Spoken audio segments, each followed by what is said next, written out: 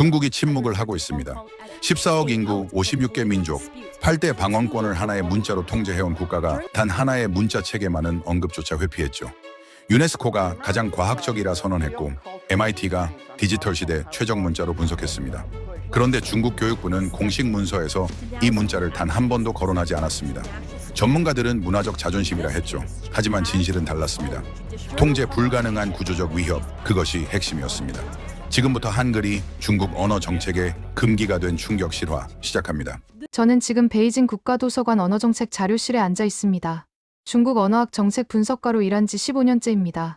제 앞엔 2024년 중국 교육부가 발간한 소수민족 언어 문자 발전 백서 600페이지가 놓여 있습니다. 위구르 문자 23페이지, 티베트 문자 19페이지, 몽골 문자 17페이지 분량으로 상세히 다뤄졌습니다.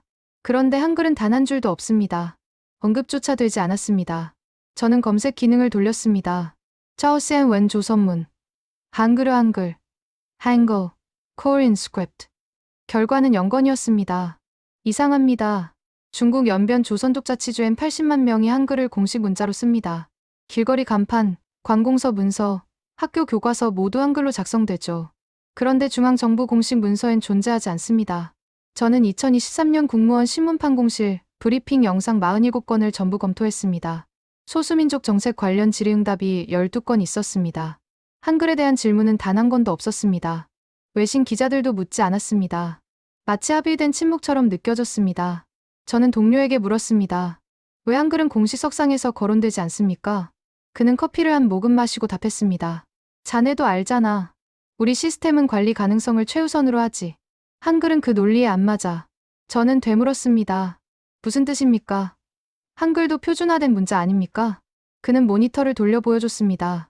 화면엔 중국 문자개혁 70년 통계 그래프가 떠 있었습니다. 우리 한자 간체화 정책을 봐. 1956년부터 2024년까지 중앙이 승인한 표준 한자는 8,105자야. 70년간 8,105개를 통제한 거지. 그는 다른 창을 열었습니다. 그런데 한글은 자음 14개, 모음 10개 조합으로 이론상 11,172개 음절이 만들어져. 24개 기호만 배우면 누구나 즉시 11,172개를 쓸 수 있다는 거야. 저는 그 숫자를 노트에 적었습니다. 8,105 대 11,172점. 그는 말을 이었습니다.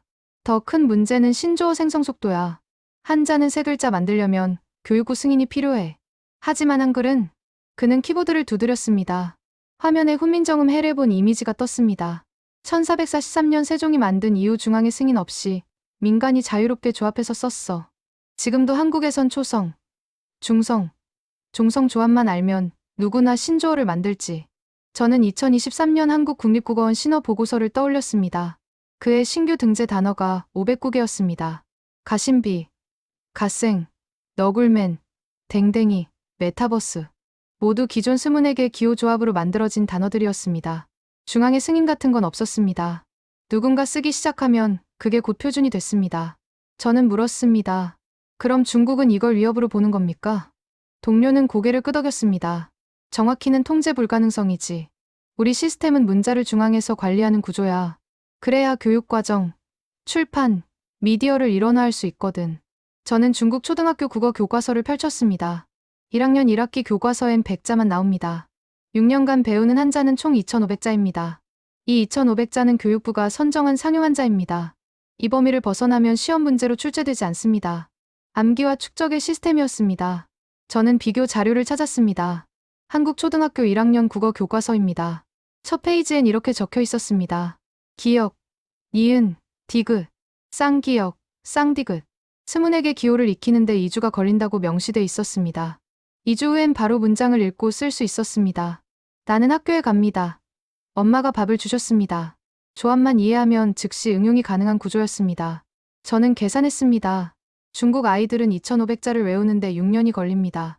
한국 아이들은 24개 기호를 익히는데 2주가 걸립니다. 학습 효율이 150배 차이가 났습니다. 저는 2019년 MIT 언어학과 논문을 찾았습니다.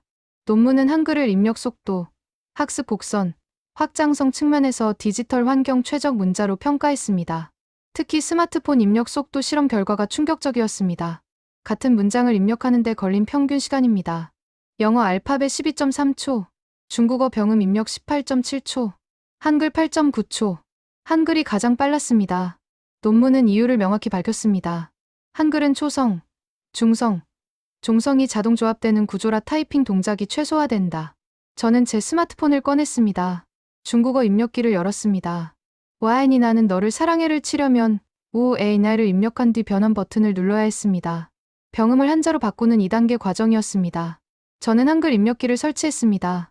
나는 너를 사랑해를 쳤습니다. 조합이 실시간 자동으로 됐습니다. 추가 변환 과정이 없었습니다. 저는 그 순간 깨달았습니다. 중국이 한글을 언급하지 않는 이유를. 효율성의 비교 자체가 위협이었습니다. 한글의 존재를 공론화하면 자연스럽게 비교가 시작됩니다. 학습 시간, 입력 속도, 확장성, 디지털 적합성. 모든 지표에서 한글이 압도적으로 우위였습니다. 저는 2024년 교육부 내부 세미나 회의록을 봤습니다. 한 참석자가 이렇게 발언했습니다. 한자 교육 기간을 단축할 방법이 필요합니다. 학생들의 학습 부담이 과도합니다. 다른 참석자가 반박했습니다. 단축은 불가능합니다. 한자는 축적형 문자입니다. 2,500자는 최소 기준입니다. 회의는 결론 없이 끝났습니다. 저는 그날 반보고서를 작성했습니다. 제목은 조합형 문자 체계의 구조적 위협 분석이었습니다. 하지만 제출하지 않았습니다. 이 보고서가 어떤 질문을 촉발할지 예상됐으니까요. 그렇다면 왜 우리는 조합형 문자로 전환하지 않는가? 그 질문엔 답할 수 없었습니다. 2024년 3월 베이징 중관촌 소프트웨어 파크입니다. 저는 텐센트 AI 연구소 세미나에 참석했습니다. 주제는 다국어 입력기 최적화 전략이었습니다. 발표자는 텐센트 수석 엔지니어였습니다. 그는 화면에 그래프를 띄웠습니다. 현재 중국어 병음 입력기의 평균 오타율은 15.7%입니다. 청중석에서 웅성거림이 일었습니다. 그는 설명을 이었습니다. 문제는 동음이어입니다. 시쉐라고 입력하면 92개 한자가 후보로 나옵니다. 시, 시, 시, 시, 시, 시, 시, 시. 그는 다음 슬라이드를 넘겼습니다. 사용자는 매번 정확한 한자를 선택해야 합니다. 이 과정에서 인지 부하가 발생하고 오타율이 증가합니다. 저는 노트에 적었습니다. 병음 입력 2단계 프로세스 선택 과정 필수. 그는 비교 데이터를 보여줬습니다. 반면 알파벳 기반 언어는 평균 오타율이 3.2%입니다. 입력과 동시에 문자가 확정되기 때문입니다. 저는 손을 들었습니다. 한글 입력기는 어떻습니까? 순간 강의실이 조용해졌습니다. 발표자는 3초간 멈췄습니다. 그리고 답했습니다. 한글 데이터는 이번 연구 범위에 포함되지 않았습니다. 저는 추가 질문했습니다. 하지만 한글도 조합형 입력 방식 아닙니까? 비교 데이터가 있을 텐데요. 발표자는 화면을 넘겼습니다. 다음 주제로 넘어가겠습니다. 세미나가 끝난 후 저는 그에게 다가갔습니다. 왜 한글 데이터를 제외했습니까? 그는 주변을 둘러본 뒤 낮은 목소리로 말했습니다. 자네도 알잖아. 비교하면 안 되는 게 있어. 한글 오타율은 1.8%야. 우리 15.7%의 9분의 1 수준이지. 이걸 발표하면 어떻게 되겠어? 저는 그날 밤 한국 ETRI 한국전자통신연구원 2023년 보고서를 찾았습니다. 제목은 한글 입력기 사용자 경험 분석이었습니다. 보고서엔 명확히 적혀 있었습니다. 한글 입력 오타율 평균 1.8%. 동음이어 선택 과정 불필요. 초성 기억, 중성가, 종성스 입력 시 각 자동 조합. 저는 직접 테스트하기로 했습니다. 스마트폰에 한글 입력기를 설치했습니다. 안녕하세요를 쳤습니다. 아 입력 기억 입력 자동으로 아가 안으로 변환됨 니은 입력. 안이 확정되고 느가 나타남. 중간 선택 과정이 전혀 없었습니다. 반면 중국어 병음으로 니하오 니하오를 치려면 아 입력 변환 버튼 클릭 후보 한자 12개 중 니 선택에 입력 변환 버튼 후보 8개 중 하오 선택. 최소 2번의 선택 과정이 필수였습니다. 저는 속도를 측정했습니다. 같은 문장 오늘 날씨가 좋습니다. 찐티엔티엔치 흥하오를 10번 반복 입력했습니다. 한글 평균 9.2초, 중국어 평균 21.3초. 한글이 2배 이상 빨랐습니다.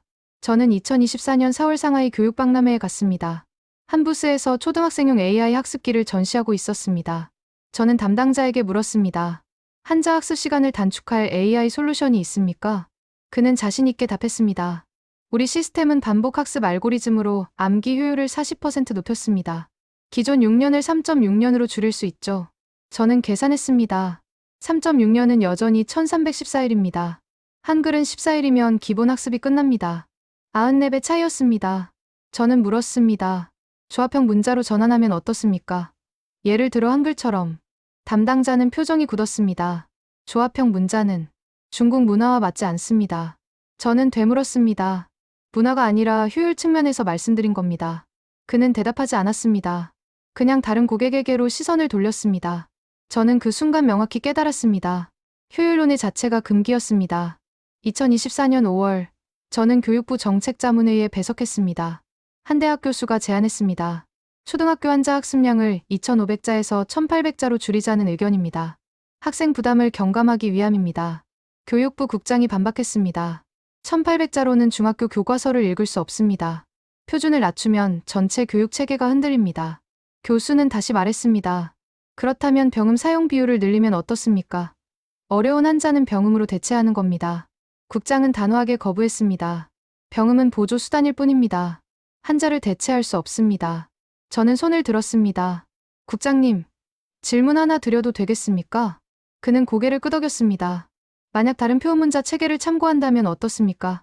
예를 들어, 저는 신중히 단어를 골랐습니다. 일본의 히라가나처럼 보조 문자를 확대하는 방안입니다. 국장은 냉정하게 답했습니다. 일본은 일본의 길이 있고 중국은 중국의 길이 있습니다. 우리는 한자 기반 체계를 유지합니다. 저는 한 발 더 나갔습니다. 그렇다면 한글 같은 완전 조합형 체계는 검토 대상이 될 수 있습니까? 회의실이 얼어붙었습니다. 국장은 5초간 저를 쳐다봤습니다. 그리고 말했습니다. 중국의 언어 정책은 중국의 역사와 문화에 기반합니다. 외부 체계를 도입할 계획은 없습니다. 그는 한글이라는 단어를 단 한 번도 언급하지 않았습니다. 회의가 끝난 후 선배 연구원이 저를 복도로 불렀습니다. 자네 방금 위험한 질문했어. 저는 물었습니다. 뭐가 위험합니까? 학술적 논의였는데요. 그는 한숨을 쉬었습니다. 학술적 논의라고? 자네는 지금 시스템 전체를 부정하는 질문을 한 거야. 한자 교육 6년, 교사 120만 명, 교재 출판 산업 전체가 이 구조로 돌아가. 그런데 조합형으로 바꾸면 2주면 된다는 게 증명되면? 그는 목소리를 낮췄습니다. 그건 70년 정책이 비효율이었다고 인정하는 거야. 누가 그 책임을 지겠어? 저는 아무 말도 하지 못했습니다. 저는 2024년 6월 유네스코 세계문자의 날 행사에 참석했습니다. 각국 언어학자들이 모였습니다. 한한국 학자가 발표했습니다. 한글은 1997년 유네스코 세계기록유산으로 등재됐습니다. 이유는 명확합니다.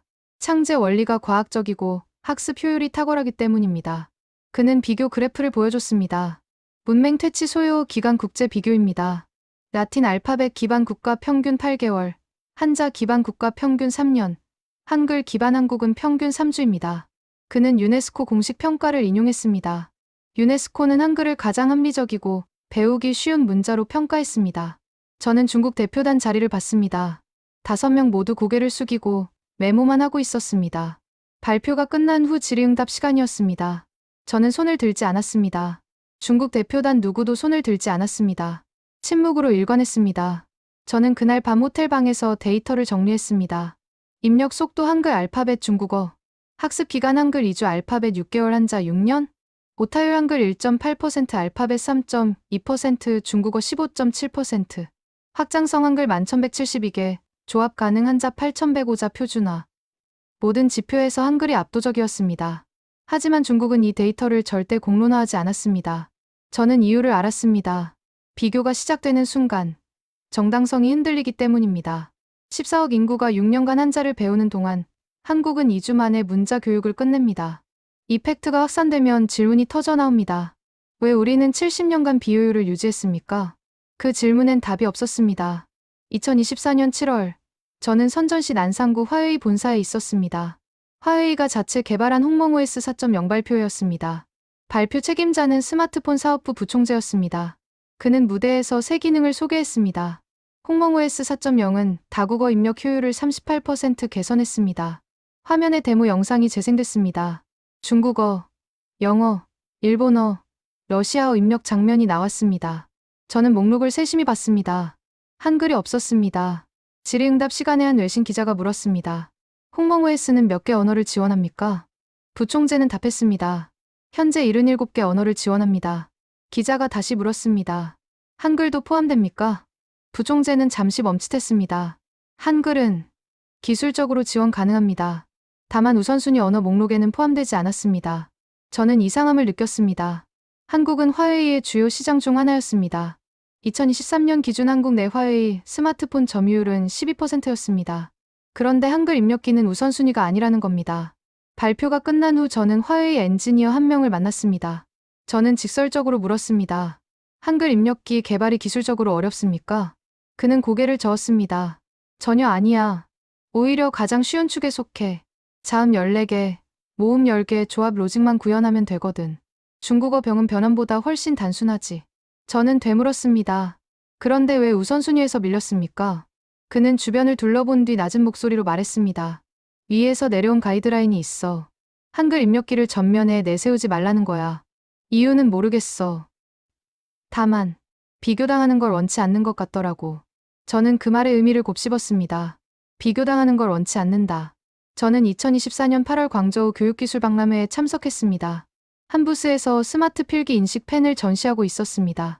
학생이 종이에 한자를 쓰면 AI가 인식해서 디지털 텍스트로 변환하는 제품이었습니다. 저는 체험해봤습니다. GSE 학습이라는 글자를 썼습니다. 펜이 인식하는데 2.3초가 걸렸습니다. 담당자는 자랑스럽게 말했습니다. 우리 제품은 3,500개 한자를 99.2% 정확도로 인식합니다. 세계 최고 수준입니다. 저는 물었습니다. 다른 문자도 인식 가능합니까? 그는 고개를 끄덕였습니다. 영어 알파벳은 기본이고요. 일본어 가나도 지원합니다. 저는 한 발 더 나갔습니다. 한글은요? 그는 잠시 생각하더니 답했습니다. 한글은 아직 개발 중입니다. 저는 의아했습니다. 한글이 알파벳이나 가나보다 복잡합니까? 그는 난처한 표정을 지었습니다. 복잡하진 않습니다. 다만 수요 조사에서 우선순위가 낮게 나왔습니다. 저는 그 자리에서 한국 전자펜 시장 보고서를 검색했습니다. 2023년 한국 스마트펜 시장 규모는 2,300억 원이었습니다. 수요가 없는 게 아니었습니다. 저는 퇴근 후 동료와 저녁을 먹었습니다. 그는 베이징 원대학 조선어과 교수였습니다. 저는 최근 느낀 의문들을 털어놨습니다. 화웨이도 교육기술 업체들도 한글을 의도적으로 회피하는 것 같습니다. 시장도 있고 기술도 간단한데 왜 그럴까요? 교수는 맥주를 한 모금 마시고 답했습니다. 자네는 연변에 가본 적 있나? 저는 고개를 끄덕였습니다. 2015년에 한 번 갔었습니다. 그는 말을 이었습니다. 연변 조선족 자치주는 한글 공식 사용 지역이야. 거리 간판, 관공서 문서, 학교 교과서 전부 한글이지. 그런데 이상한 점이 있어. 저는 귀를 기울였습니다. 연변 지역 한글 교육은 철저히 지역 내부에만 한정돼 있어. 베이징이나 상하이 사람들은 연변에서 한글이 쓰인다는 사실조차 잘 모르지. 중앙 언론도 거의 다루지 않아. 저는 고개를 끄덕였습니다. 그건 소수민족 자치 정책 아닙니까? 지역 문화를 존중하는 거죠. 교수는 쓴웃음을 지었습니다. 존중? 아니야. 격리에 가까워. 한글의 효율성이 전국적으로 알려지면 곤란하거든. 그는 목소리를 낮췄습니다. 만약 14억 중국인이 조선족은 2주 만에 문자를 배운다는 걸 알게 되면 그들이 왜 우리는 6년을 써야 하나라고 묻기 시작하면? 저는 침묵했습니다. 교수는 계속 말했습니다. 중국 시스템은 표준화와 통제로 작동해. 한자는 그 시스템에 완벽히 맞아. 복잡하고 배우기 어렵고 중앙이 관리하기 좋지. 그런데 한글은 정반대야. 간단하고 빠르게 배우고 누구나 자유롭게 조합할 수 있어. 이건 시스템과 충돌하는 구조야. 저는 2024년 9월 교육부 내부 데이터베이스에 접속했습니다. 소수민족 문자 교육 현황 보고서를 열었습니다. 위구르어 교육 예산 12억 위안, 티베트어 교육 예산 9억 위안, 몽골어 교육 예산 7억 위안, 조선어 한글 교육 예산 3억 위안. 저는 인구 대비 예산을 계산했습니다. 위구르족 1인당 예산 120위안, 티베트족 1인당 예산 150위안, 몽골족 1인당 예산 117위안, 조선족 1인당 예산 37위안, 조선족 예산이 가장 적었습니다. 저는 예산 항목을 자세히 봤습니다. 위구르어, 티베트어, 몽골어는 전국 보급 프로그램 항목이 있었습니다. 조선어에는 없었습니다. 지역 한정 운영이라고만 명시돼 있었습니다. 저는 그 의미를 이해했습니다. 확산을 막고 있었습니다. 저는 2024년 10월 칭화대학교 언어학 세미나에 참석했습니다. 한 박사과정 학생이 발표했습니다. 주제는 디지털 시대의 문자 효율성 비교 연구였습니다. 그는 각국 문자의 입력 속도, 학습 곡선, 오타율을 비교했습니다. 데이터는 명확했습니다. 한글이 모든 항목에서 1위였습니다. 발표가 끝난 후 지도교수가 말했습니다. 좋은 연구입니다. 하지만 논문 제목을 바꾸는 게 좋겠습니다. 학생은 당황했습니다. 무슨 문제가 있습니까? 교수는 신중하게 말했습니다. 한글을 너무 부각하지 마십시오. 대신 조합형 문자 시스템의 일반적 효율성으로 제목을 바꾸세요. 특정 문자를 명시하지 말고요. 학생은 이해하지 못했습니다. 하지만 한글이 유일한 완전 조합형 표현 문자인데요. 이름을 빼면 연구 의미가 흐려집니다. 교수는 단호하게 말했습니다. 그래도 빼십시오. 게재를 원한다면요. 저는 그 장면을 지켜봤습니다. 학술적 자기검열이었습니다. 저는 세미나가 끝난 후 학생에게 다가갔습니다. 왜 한글을 명시하면 안 됩니까? 학생은 한숨을 쉬었습니다. 선배들이 그러더라고요. 한글 관련 논문은 심사 과정에서 자주 반려된다고. 명확한 이유 없이 연구 범위 부적절 판정을 받는데요. 저는 중국 학술 데이터베이스 CNKI를 검색했습니다. 키워드 한글 효율성. 결과 7건. 키워드 한자 우월성. 결과 1832건. 한글 연구는 억제되고 한자 우월성 연구는 장려되고 있었습니다. 저는 그날 밤 깨달았습니다. 중국은 한글을 공식적으로 금지하지 않았습니다. 대신 구조적으로 비가시화했습니다. 예산 축소, 연구 억제, 기술 개발 지연, 언론 보도 회피, 침묵의 장벽이었습니다. 저는 노트에 적었습니다. 한글은 금지되지 않았다. 다만 존재하지 않는 것처럼 다뤄질 뿐이다. 2024년 11월, 저는 제네바 유엔 유네스코 본부에 있었습니다. 세계 문해력 증진 포럼이 열렸습니다. 47개국 교육 정책 전문가들이 모였습니다. 저는 중국 대표단 일원으로 참석했습니다. 첫날 기조연설은 유네스코 교육국장이었습니다. 그는 화면에 세계 문맹률 지도를 띄웠습니다. 사하라 이남 아프리카는 붉은색으로 표시됐습니다. 문맹률 40% 이상 지역이었습니다. 국장은 말했습니다. 문자 체계의 복잡성은 문해 교육의 가장 큰 장애물입니다. 배우기 어려운 문자일수록 문맹 퇴치에 더 오랜 시간이 걸립니다. 그는 다음 슬라이드를 넘겼습니다. 반면 한국의 문맹률은 0.2%입니다. 이는 OECD 국가 중 최저 수치입니다. 화면에 한글 자모표가 나타났습니다. 기역, 니은, 디귿, 이을, 미음. 국장은 설명했습니다. 한글은 스문에게 기호 조합으로 작동합니다. 유네스코는 이를 문맹 퇴치에 가장 효과적인 문자 체계로 평가했습니다. 저는 중국 대표단석을 봤습니다. 교육부 부국장은 표정 없이 메모만 하고 있었습니다. 국장은 계속 말했습니다. 2009년 인도네시아 찌아찌아족은 한글을 공식 문자로 채택했습니다. 6개월 만에 마을 전체 문맹률이 87%에서 12%로 떨어졌습니다. 청중석에서 박수가 터졌습니다. 저는 손뼉을 치지 않았습니다. 아니, 칠 수 없었습니다. 오후 세션은 패널 토론이었습니다. 주제는 개발도상국 문해 교육 전략이었습니다. 케냐 교육부 장관이 발언했습니다. 케냐는 현재 스와힐리어와 영어를 공용어로 씁니다. 하지만 농촌 지역 문맹률은 여전히 35%입니다. 우리는 더 효율적인 문자 체계가 필요합니다. 그는 질문했습니다. 한글 같은 조합형 문자를 도입하면 어떻습니까? 케냐 언어에도 적용 가능할까요? 한국 대표가 답했습니다. 가능합니다. 한글의 음소 조합 원리는 언어 중립적입니다. 실제로 2012년 볼리비아 아이마라어, 2015년 태국 산악 소수민족 언어에도 적용된 사례가 있습니다. 케냐 장관은 눈을 빛냈습니다. 학습 기간은 얼마나 걸립니까? 한국 대표는 명확히 답했습니다. 성인 기준 평균 3주입니다. 아동은 더 빠릅니다. 청중석에서 웅성거림이 일었습니다. 저는 중국 부국장의 표정을 살폈습니다. 그는 입술을 꽉 다물고 있었습니다. 휴식 시간에 저는 케냐 장관에게 다가갔습니다. 그는 흥분한 목소리로 말했습니다. 놀랍습니다. 3주 만에 문맹을 퇴치할 수 있다니. 우리는 지금 5년 과정 프로그램을 운영하는데도 성공률이 60%밖에 안 됩니다. 저는 조심스럽게 물었습니다. 한글 도입을 진지하게 고려하십니까? 그는 고개를 끄덕였습니다. 교육부로 돌아가는 즉시 검토에 들어갈 겁니다. 한국 정부의 기술 지원을 요청할 생각입니다. 저는 그날 밤 호텔 방에서 보고서를 작성했습니다. 제목은 유네스코 포럼 동향 분석이었습니다. 저는 한글 관련 내용을 단 한 줄도 쓰지 않았습니다. 대신 영어 교육 확대 필요성 같은 안전한 주제만 다뤘습니다. 보고서를 제출하면 상부에서 읽을 것입니다. 한글 효율성을 강조하면 불편한 질문이 돌아올 것입니다. 그렇다면 중국은 왜 그 방식을 참고하지 않는가? 저는 그 질문에 답할 수 없었습니다.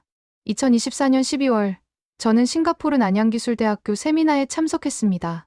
주제는 아시아 다국어 교육 정책 비교였습니다. 싱가포르 교육부 연구원이 발표했습니다.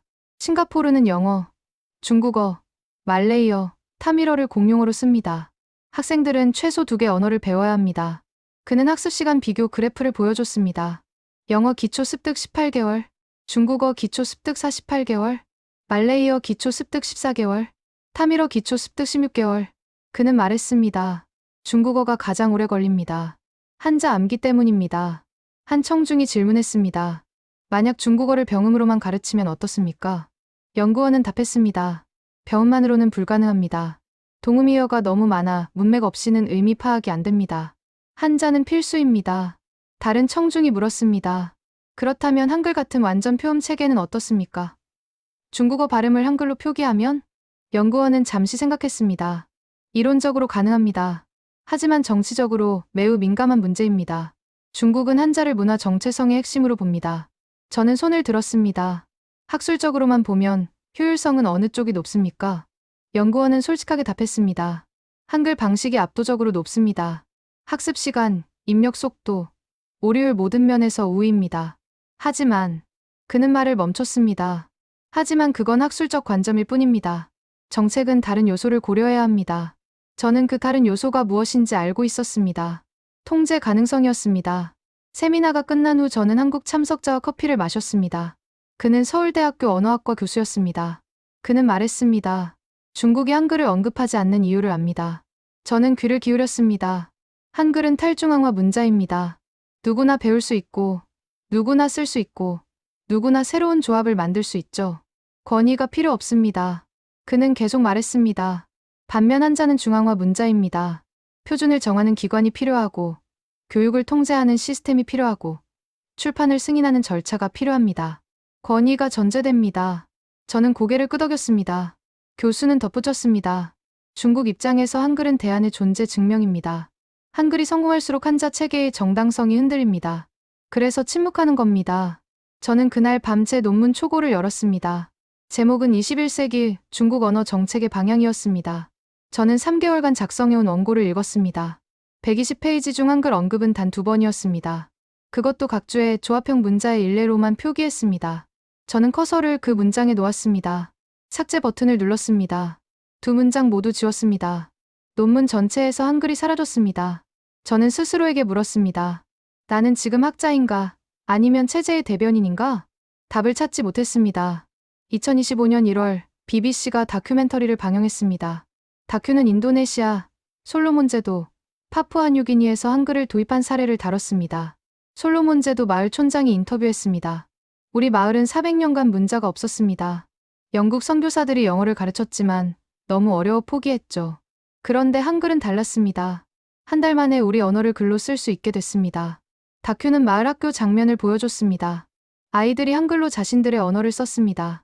타타, 키크, 모모, 자음과 모음을 조합해 음절을 만들었습니다. 교사가 말했습니다. 한글은 우리 언어의 모든 소리를 표현할 수 있습니다. 기적 같은 문자입니다. 다큐 마지막에 내레이션이 흘렀습니다.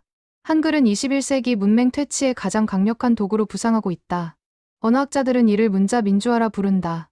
저는 그 다큐를 3번 돌려봤습니다. 중국은 이 다큐를 방영 금지했습니다. 공식 이유는 내용 검토 미완료였습니다. 실제 이유는 명확했습니다. 비교를 차단하기 위해서였습니다. 저는 그날 밤 깨달았습니다. 중국은 한글과의 경쟁에서 이미 졌습니다. 국제사회는 이미 결론을 내렸습니다. 유네스코, MIT, BBC, 케냐 교육부, 솔로몬제도 마을까지 한글이 더 효율적이라고 중국만 그 사실을 인정하지 않았습니다.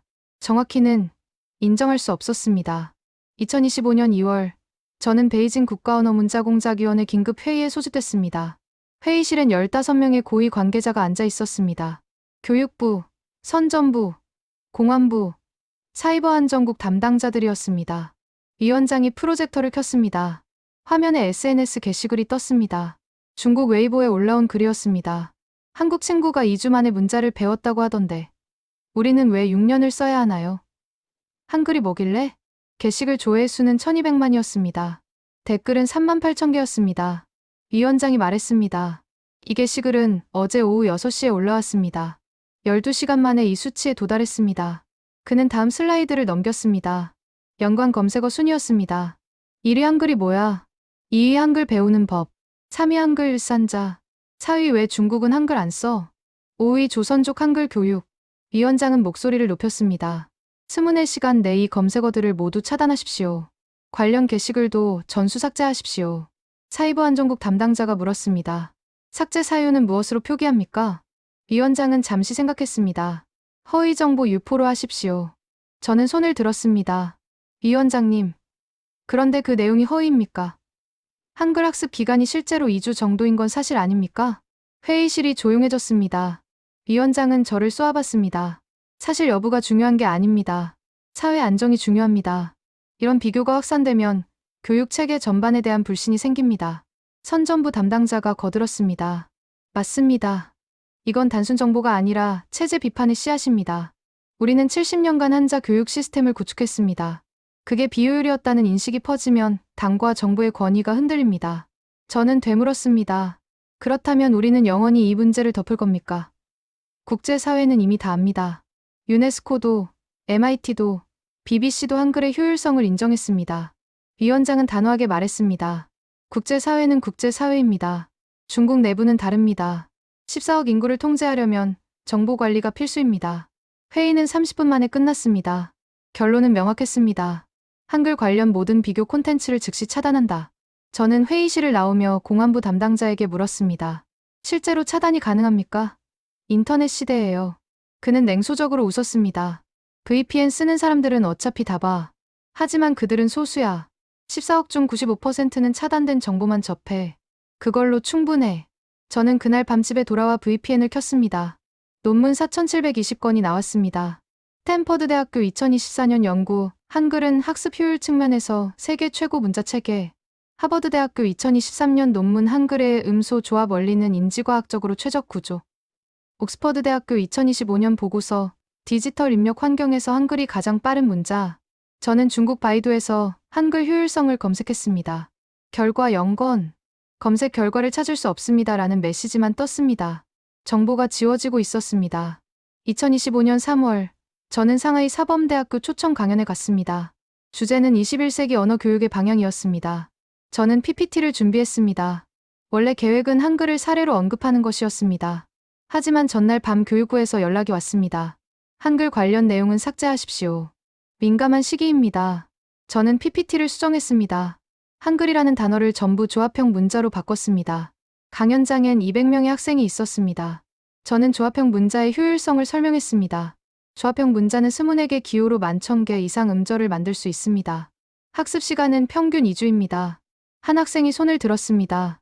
교수님, 그게 한글 말씀하시는 겁니까? 저는 3초간 멈췄습니다. 여러 조합형 문자 중 하나입니다. 학생은 다시 물었습니다. 그렇다면 중국은 왜 그런 문자를 도입하지 않습니까? 더 효율적이잖아요. 저는 답을 준비하지 못했습니다. 강연장이 조용해졌습니다. 200개의 눈이 저를 쳐다봤습니다. 저는 결국 말했습니다. 문자는 효율만으로 결정되지 않습니다. 역사, 문화, 정체성, 복합적 요소가 있습니다. 학생은 다시 물었습니다. 그럼 효율이 10배 차이 나도 바꾸지 않는다는 겁니까? 저는 대답할 수 없었습니다. 그냥 다음 슬라이드로 넘어갔습니다. 강연이 끝난 후 한 학생이 제게 다가왔습니다. 그는 조용히 물었습니다. 교수님, 솔직히 말씀해 주세요. 한글이 한자보다 낫습니까? 저는 주변을 둘러봤습니다. 아무도 없었습니다. 저는 낮은 목소리로 답했습니다. 학습 효율, 입력 속도, 오타율, 확장성, 모든 지표에서 한글이 압도적입니다. 학생은 다시 물었습니다. 그런데 왜 교수님은 강연에서 그 말을 안 하셨습니까? 저는 솔직하게 답했습니다. 말하면 안 되니까요. 학생은 이해했다는 듯 고개를 끄덕였습니다. 그리고 떠났습니다. 저는 그날 밤 자책했습니다. 저는 학자가 아니라 선전원이었습니다. 2025년 4월, 중국 정부는 새로운 정책을 발표했습니다.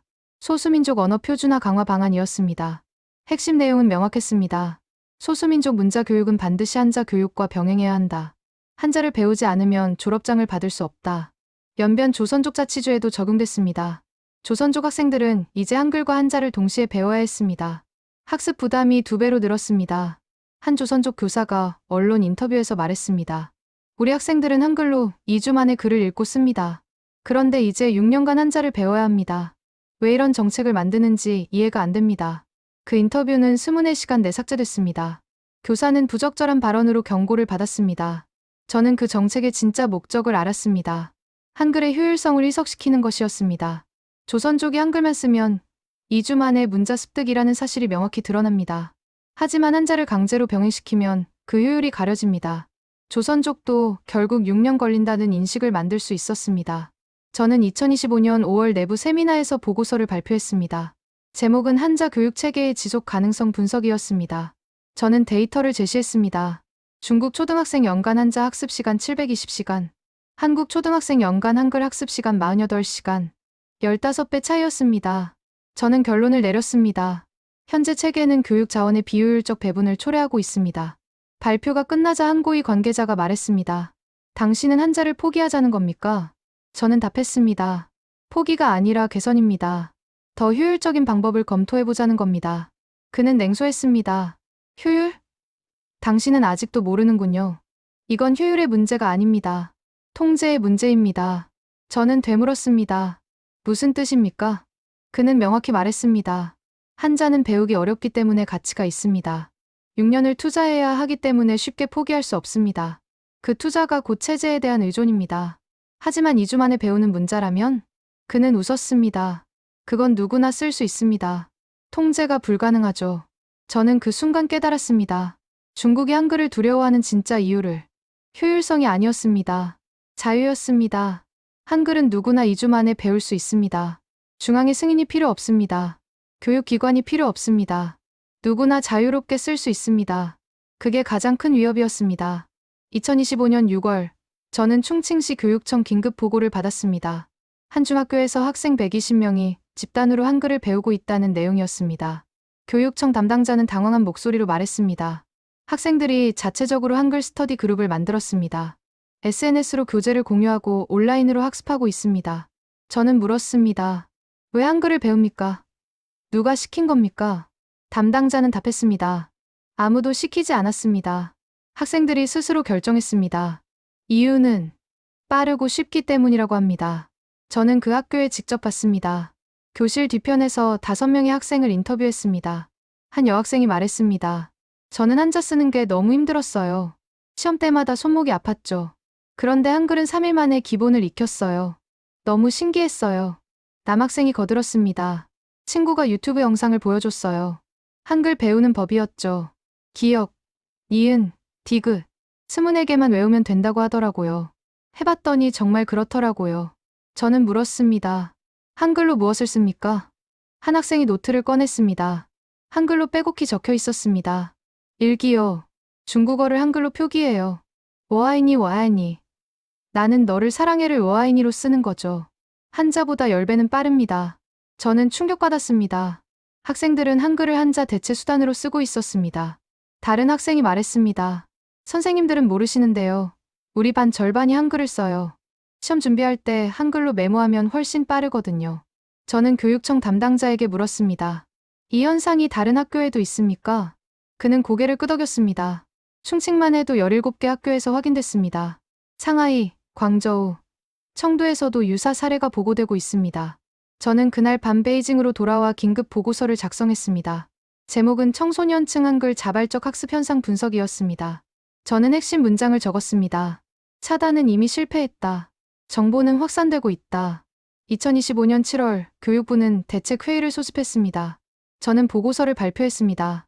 현재 중국 내 18세 이하 청소년 중 약 230만 명이 한글을 학습한 것으로 추정됩니다. 이들은 주로 온라인 커뮤니티를 통해 자발적으로 배우고 있습니다. 교육부 부장이 물었습니다. 왜 학생들이 한글을 배웁니까? 실용성도 없는데. 저는 답했습니다. 실용성이 있습니다. 한글로 중국어 발음을 표기하면 한자보다 훨씬 빠릅니다. 학생들은 이를 개인 암호 체계처럼 사용합니다. 부장은 얼굴을 찡그렸습니다. 암호 체계라니 무슨 말입니까? 저는 설명했습니다. 한글은 교사들이 모릅니다. 학생들끼리만 소통 가능한 비밀 문자가 된 겁니다. 시험 준비, 일기, 친구 간 메시지 모두 한글로 씁니다. 선전부 담당자가 끼어들었습니다. 이건 심각한 문제입니다. 통제 불가능한 문자가 확산되고 있다는 뜻입니다. 교육부 부장이 물었습니다. 대책은 무엇입니까? 저는 솔직하게 답했습니다. 현실적으로 막을 방법이 없습니다. 한글은 24개 기호만 알면 됩니다. 유튜브, 틱톡, 인스타그램 어디서든 배울 수 있습니다. VPN 없이도 접근 가능한 콘텐츠가 수만 건입니다. 회의실이 조용해졌습니다. 부장은 한숨을 쉬었습니다. 그렇다면 우리는 속수무책이란 말입니까? 저는 고개를 끄덕였습니다. 2025년 8월, 더 큰 사건이 터졌습니다. 광저우의 한 IT 스타트업이 한글 기반 중국어 입력기를 출시했습니다. 앱 설명은 간단했습니다. 중국어를 한글로 표기하세요.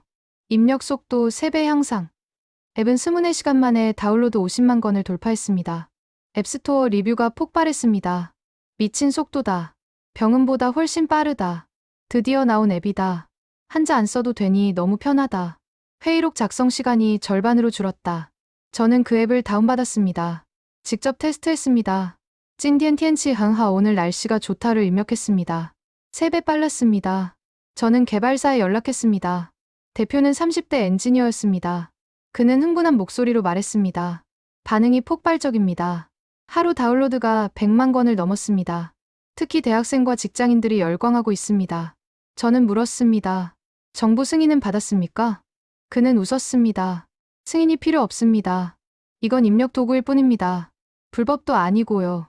저는 경고했습니다. 하지만 이건 민감한 영역입니다. 문자 정책과 관련됩니다. 그는 단호하게 말했습니다. 저는 법을 어기지 않았습니다. 사용자들이 더 빠른 입력 방법을 원합니다. 저는 그 수요에 응답했을 뿐입니다. 2025년 8월 15일 앱은 삭제됐습니다. 공식 이유, 보안 심사 미통과 실제 이유는 명확했습니다. 한글 확산 차단이었습니다. 하지만 이미 늦었습니다. 앱 파일은 인터넷에 퍼졌습니다. 누구나 다운로드할 수 있었습니다. 삭제 3일 만에 누적 다운로드는 500만 건을 넘었습니다. 저는 2025년 9월 베이징 대학교 강연에 갔습니다. 강연 후 질의응답 시간이었습니다. 한 학생이 손을 들었습니다. 교수님, 정부는 왜 한글을 두려워합니까? 저는 3초간 침묵했습니다. 그리고 답했습니다. 두려워하지 않습니다. 다만, 관리가 어렵습니다. 학생은 다시 물었습니다. 관리가 어렵다는 게 통제가 안 된다는 뜻 아닙니까? 저는 대답할 수 없었습니다. 다른 학생이 손을 들었습니다. 저는 한글을 3일 만에 배웠습니다.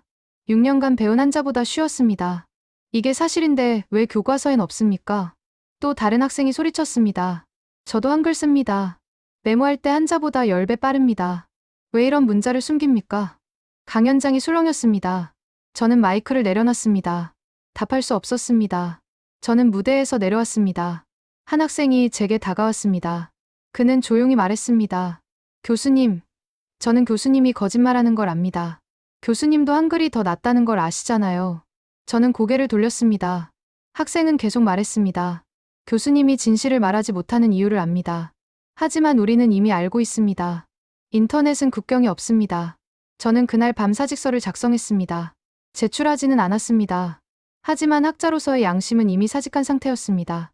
2025년 10월, 중국 정부는 새로운 규정을 발표했습니다. 외국 문자 기반 입력 도구 사용 제한 지침이었습니다. 핵심 내용 한글 기반 중국어 입력 앱 개발 및 배포 금지. 하지만 이미 수백만 명이 사용하고 있었습니다.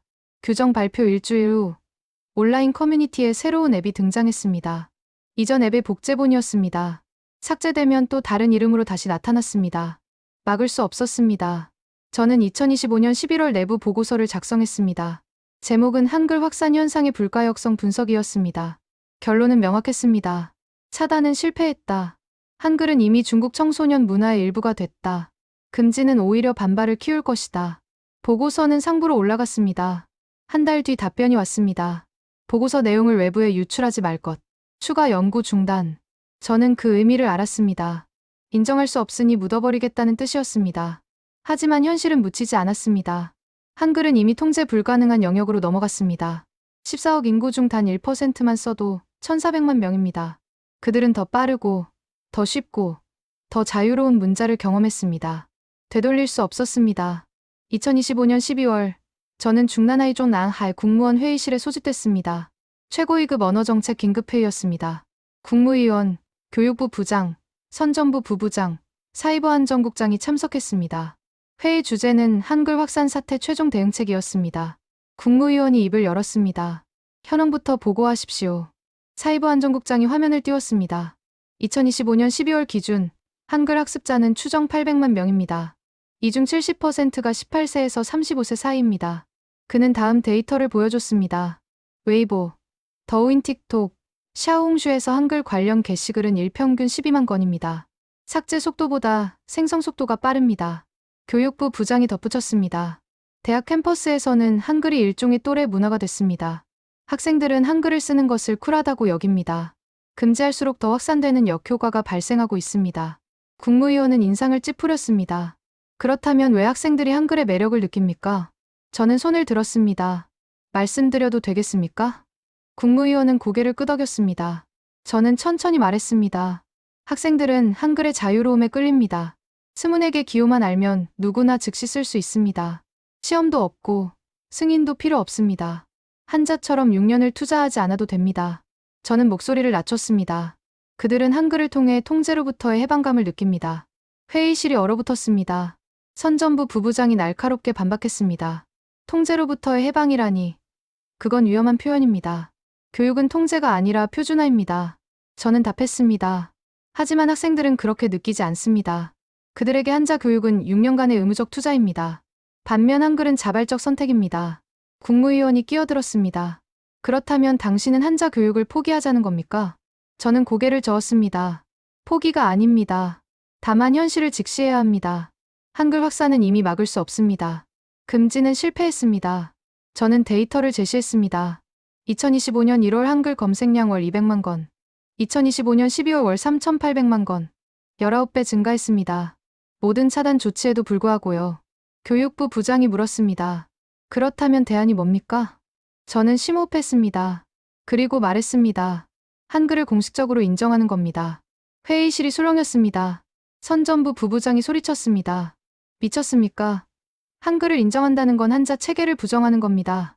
저는 침착하게 답했습니다. 부정이 아니라 보완입니다.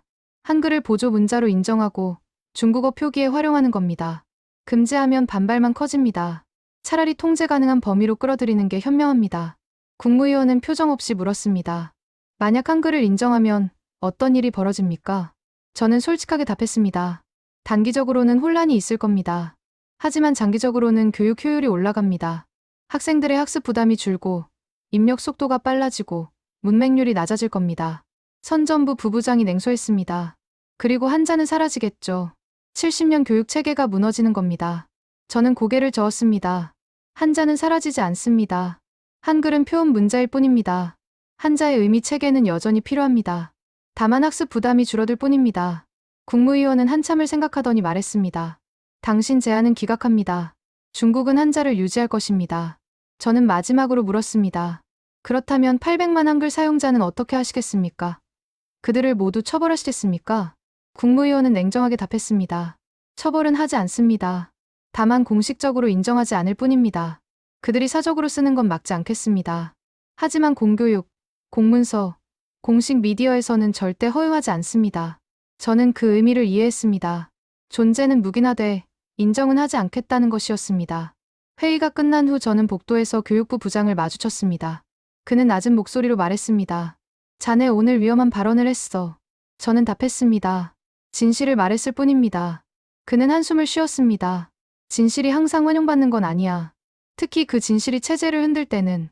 저는 연변 조선족자치주를 다시 방문했습니다. 연변대학교 조선어학과 교수를 만났습니다. 그는 차를 따라주며 말했습니다. 중국 전역에서 한글 열풍이 분다는 소식 들었습니다. 아이러니하죠. 우리는 70년간 한글을 써왔는데 이제야 주목받네요. 저는 물었습니다.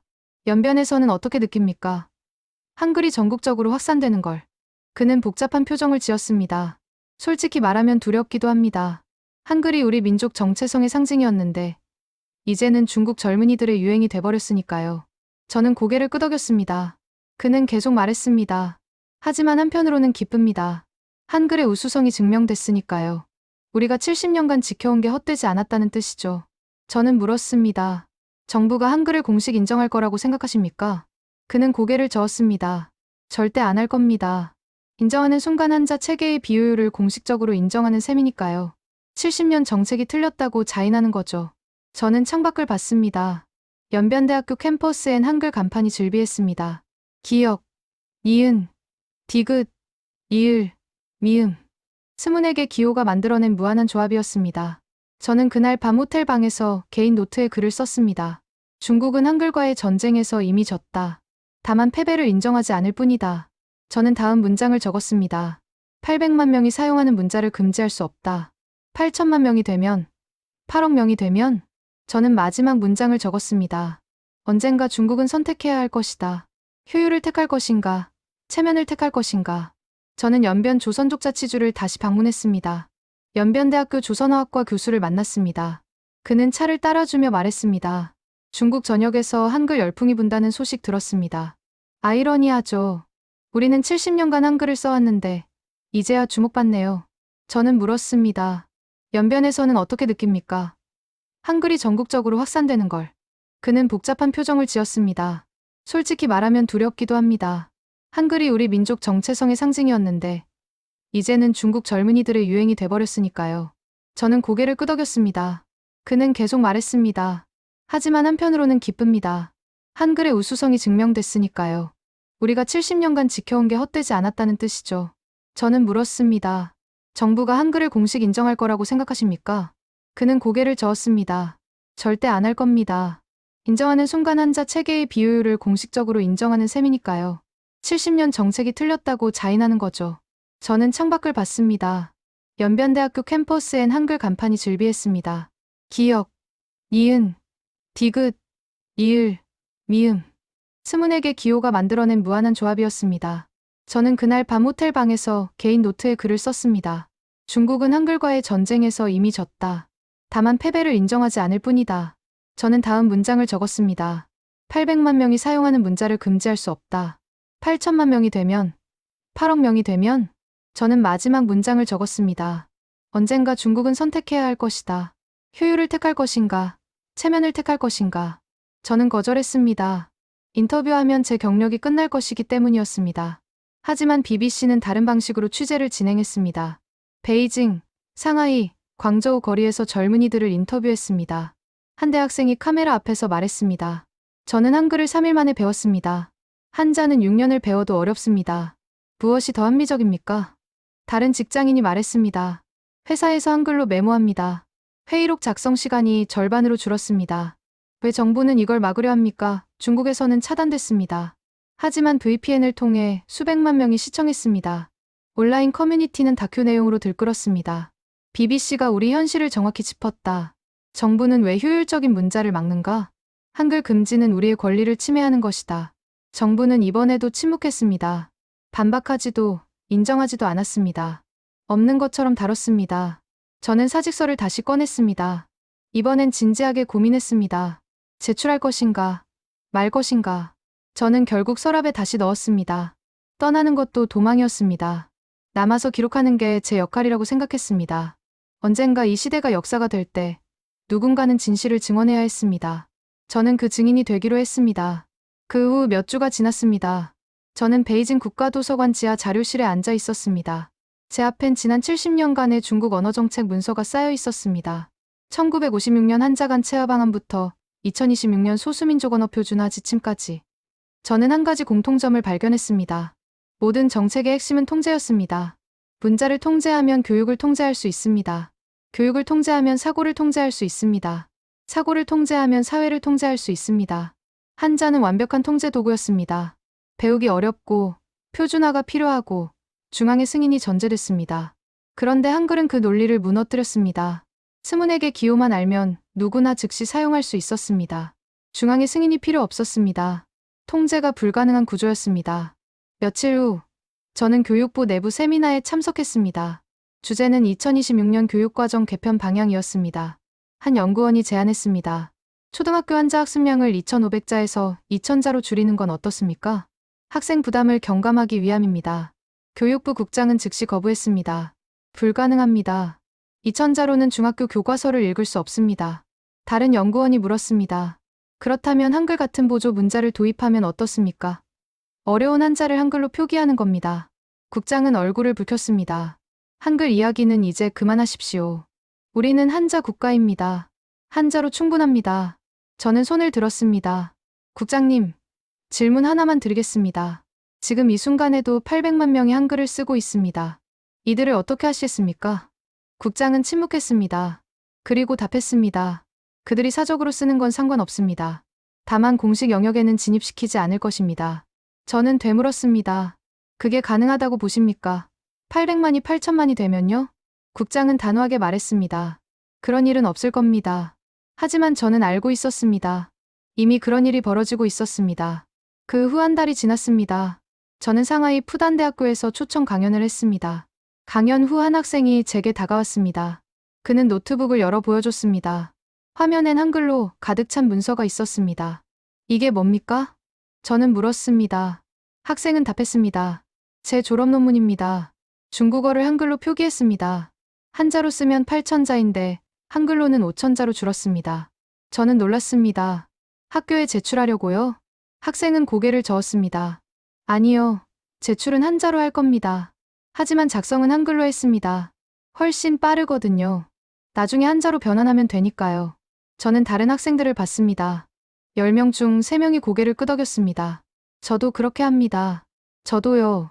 한글로 초안 쓰고 한자로 정리합니다. 저는 깨달았습니다.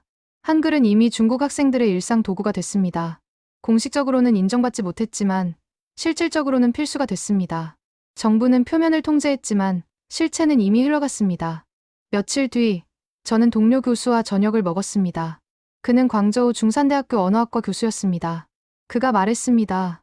우리 대학에서도 한글 현상이 심각해. 학생들이 수업 중에 한글로 필기해. 교수들은 모르지만 학생들끼리는 다 알아. 저는 물었습니다. 막을 방법이 있습니까? 그는 쓴웃음을 지었습니다. 없어. 금지한다고 발표하면 오히려 더 퍼질 거야. 지금은 조용히 쓰고 있지만 금지하면 반발이 터질 거라고. 저는 고개를 끄덕였습니다.